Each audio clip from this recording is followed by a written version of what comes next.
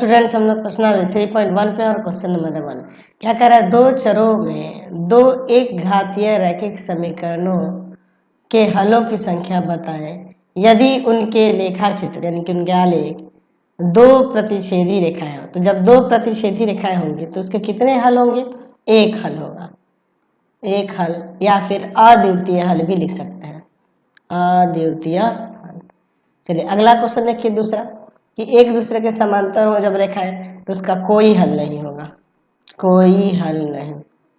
तीसरे में क्या कह रहा है कि एक दूसरे के संपाती हो तो इसके अनेक हल या अनंत हल लिख सकते हैं, अनेक या अनंत हल लिख सकते हैं। ठीक है, चलिए अब समझ गए। चलते हैं नेक्स्ट क्वेश्चन पे। क्वेश्चन नंबर 2 देखिए, सही विकल्प चुने। देखिए ऑब्जेक्टिव क्वेश्चन है। एक नंबर देखिए क्या है कि रैखिक समीकरण का प्रत्येक हल उसको निरूपित करने वाली रेखा पर क्या होता है। तो उस रेखा पर एक बिंदु होता है, हम लोग जानते हैं। क्वेश्चन नंबर 2 देखिए, रैखिक समीकरण का ग्राफ किस प्रकार का होता है।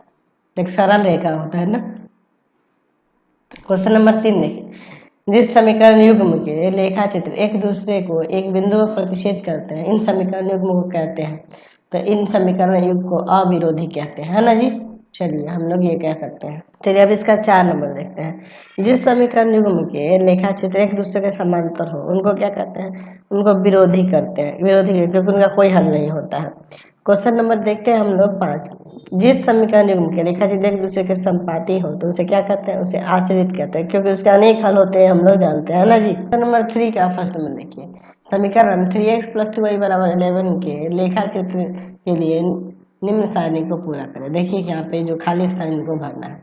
समीकरण दिया है 3x + 2y = 11।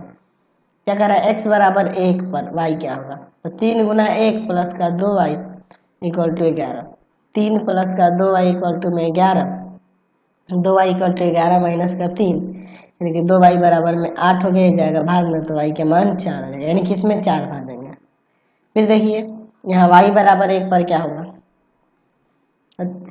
3x + 2 × y की जगह पे 1 = 11, 3x + 2 = 11, यानी 3x = 11 - 2, 3x बराबर में यहाँ पे हो जाएगा 9, ये जाएगा भाग में, तो x का मान 3, तो यहाँ 3 भर देंगे। फिर अगला क्या करा है कि x = -3 पर, तो 3 गुना में -3 + 2y = 11, -9 + 2y = 11, ये जाकर उधर प्लस का, 2y = 11 + 9 यानी कि 2y = 20, ये जाएगा भाग में y का मान 10, तो यहाँ पे 10 भर देंगे। समझ गए। चलते हैं नेक्स्ट क्वेश्चन पे। क्वेश्चन नंबर देखिए इसका 2, समीकरण दिया हुआ है 3x + 2y, इस 12 को उधर लेके चले जाते हैं, बराबर 12 के लिए के लेखा चित्र के लिए निम्नलिखित सारणी को पूरा करें। चलिए देखते हैं। x बराबर पहले 0 है तो 0 पर देखते हैं, 3 गुना में 0 + 2y = 12, यानी 2y = 12, ये तो 0 हो गया ना, y बराबर में आ जाएगा 6, यहाँ 6 भर देंगे।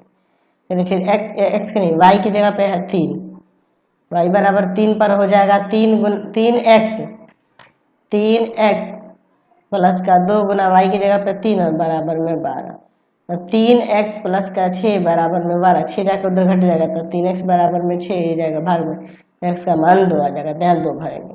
फिर है x = 6 पर, देखते हैं 3x की जगह पे यहाँ पर 6 + 2y = 12, 6 × 18 बराबर में 2 + 2y = 12, ये जाके उधर घटेगा, 2y = 12 - 18, 2y = -6 ये जाएगा भाग में, तो y = -3 आ जाएगा, यहाँ -3 भर देंगे। तो ये हमारा 4 को सारणी पूरा हो गया, इसको नीचे आप बना लेंगे। ठीक है ना जी।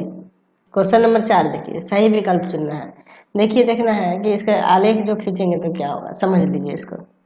यहाँ पर दिया है 2x + y = 6 and 4x - 2y = 6 को निरूपित करने वाली रेखा का आलेख कैसा होगा। तो अब देखिए इस तरह का क्वेश्चन का आप आलेख बना के पता कर सकते हैं, लेकिन आगे चल के हम लोग देखेंगे, आगे चल के हम लोग देखेंगे, अभी नहीं, आगे चल के हम देखेंगे। ऐसे मैं आपको जनरली समझा देता हूँ कि a1x + b1y = c1 दे सकते हैं, या c1 को इधर भी दे सकते हैं, लेकिन इन सभी है ना, इधर भी दे सकते हैं और इधर भी दे सकते हैं, कोई दिक्कत नहीं है। बस इधर +c1 देते तो इधर = में 0 देते हैं। a2x + b2y = में c2, तो यहाँ पे आप तुलना करके देखना है। अगर अनुपात a1/a2 बराबर नहीं होगा b1/b2 के, ठीक है, ये बराबर नहीं होता है, तो इसका मतलब यह है कि इसके हलों की संख्या जो होगी अद्वितीय होगी, प्रतिच्छेदी रेखाएं होंगी। ऐसे तो मैंने आपको बताया नहीं है, ये आगे मैं बताने वाला था, ठीक है। चलिए, और प्रतिच्छेदी होगी तो आपको पता है कि अद्वितीय हल होंगे, है ना जी। चलिए, अगर a1/a2 बराबर हो b1/b2 के और बराबर नहीं हो c1/c2 के, तो समांतर रेखाएं हो जाएंगी, ठीक है। अगर a1/a2 बराबर हो b1/b2 और इक्वल टू हो c1/c2, तो समपाती रेखाएं हो जाएंगे, ठीक है। आप देखो यहाँ पर देखिए 2/4 1/2 और 1/-2, तो ये एक 1/2 एक -1/2 आएगा, तो प्रतिच्छेदी रेखाएं होंगी ना, क्योंकि इन दोनों का अनुपात करेंगे 2/4, तो 1/2 और यहाँ 1 और -2 तो -1/2, तो दोनों बराबर कहाँ है, नहीं ना है, तो प्रतिच्छेदी रेखाएं हो जाएंगी। यहाँ पे देखिए इनको निरूपित करने वाली रेखा का आलेख कैसा होगा, देखिए 2/4 यानी 1/2 हो जाएगा, 3/6 यानी कि 1/2 हो जाएगा, 9/18 9×18 ये भी आपका 1/2 हो जाएगा, तो तीनों बराबर आ जा रहा है ना जी। देख लेते हैं, 2/4 कट के 1/2 हो जाएगा, और ये भी देखिए 3/6 ये भी कट के 1/2 हो जाएगा, और 9/18 ये भी कट के 1/2 हो जाएगा। तो तीनों अनुपात बराबर होने का मतलब क्या हो गया, रेखाएं जो होंगी वो समपाती हो जाएंगी, है कि नहीं। इसके लिए देखिए इसका आलेख देखते हैं, 2/4 है, माइनस का 3/-4, ठीक है, माइनस का 3 और बट्टा में माइनस का 4, तो ये 1/2 और ये 3/4 बराबर नहीं है, तो इसलिए इसकी इनका जो आलेख जो बनेगा ये तो कैसी रेखाएं हो जाएंगी, जो प्रतिच्छेदी ना होंगी, क्योंकि a1/a2 बराबर नहीं है b1/b2 के, यानी कि प्रतिच्छेदी रेखाएं हो जाएंगी। इसके बारे में ऐसे डिटेल में मैं आगे आपको पढ़ाने वाला हूँ, अनुपात के बारे में तुलना करके मैं दिखाऊंगा तो आपको समझाऊंगा, लेकिन फिलहाल हम लोग ऐसे इसको समझ लेते हैं, ठीक है। क्वेश्चन नंबर यहाँ पर 5 देखिए, 5 नंबर क्या रहा है कि समीकरण दिया है 2x + 3y - 17 = 0 में y को x के रूप में व्यक्त करें तथा बताएं कि क्या 4,3 दिए गए समीकरण के आलेख पर स्थित है। चलिए पहले हम लोग क्या करना है, y को x के रूप में व्यक्त करना है। देखिए हम लोग इन दोनों x वाले मानों को उधर लेके चले जाते हैं, तो प्लस का 17 और माइनस का 2x हो जाएगा, तो y बराबर में हो जाएगा 17 - 2x और बटा में 3। क्या करा कि ये जो बिंदु है इस समीकरण के आलेख पर स्थित होगा कि नहीं, तो इसको रख के चेक कर लेते हैं कि संतुष्ट कर रहा है कि नहीं। तो x बराबर इसमें मान क्या दिया है 4 ना, देख लेते हैं x बराबर 4 पर y 3 आ रहा है कि नहीं, तो y बराबर में हो जाएगा 17 - 2 गुना में 4 और बटा में 3, 17 माइनस का 8 बटा में 3 यानी 9/3 कट जाएगा, 3 आ जाएगा। तो देख रहे हैं कि y का 3 आ जा रहा है, तो हम लोग लिख सकते हैं, इसलिए 4,3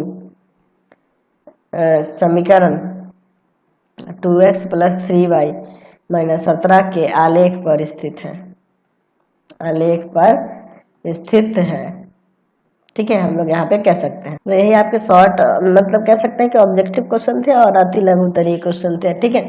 तो इसके बाद हम लोग ग्राफ वाले क्वेश्चंस को देखने वाले हैं, ग्राफ द्वारा कैसे हम लोग किसी 2 चर वाले रैखिक समीकरणों को हल करेंगे उसके बारे में, तो उसको हम लोग नेक्स्ट वीडियो में